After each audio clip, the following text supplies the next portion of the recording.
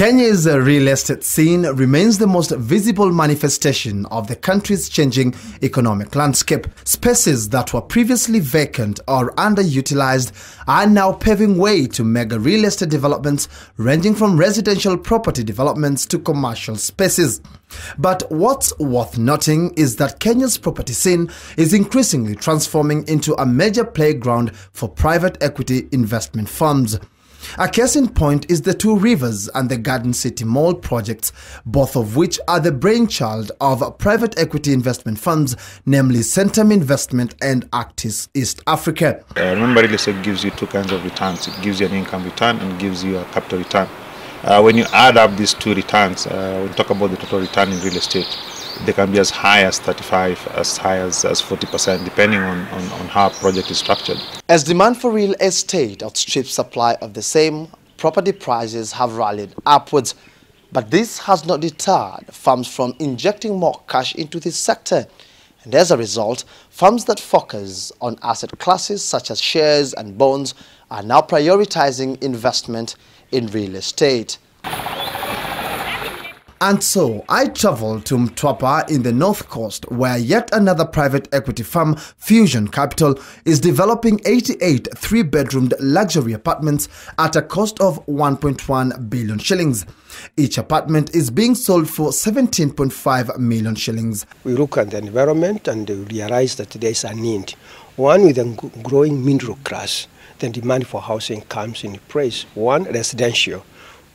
People are coming, urbanization is taking place, people need to be housed.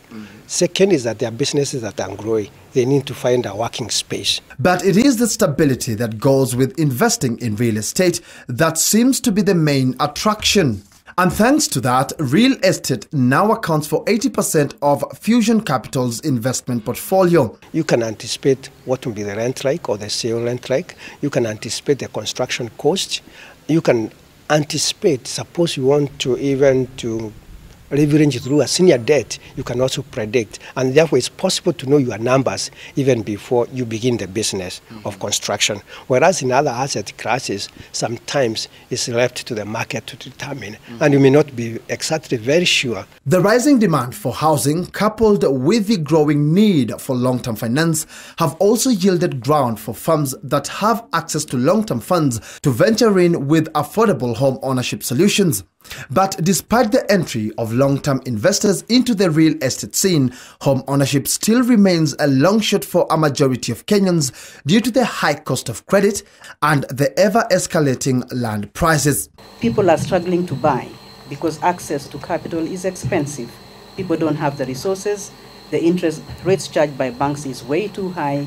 So as we do these developments, I think we need to consider possibilities of partnering with sources of capital so that people can buy decent housing in a manner that is not too expensive. What now remains to be seen is whether the entry of private equity funds into the property market will cool down what some have termed to be an overheating market. Patrick Igunza, Citizen Business Center.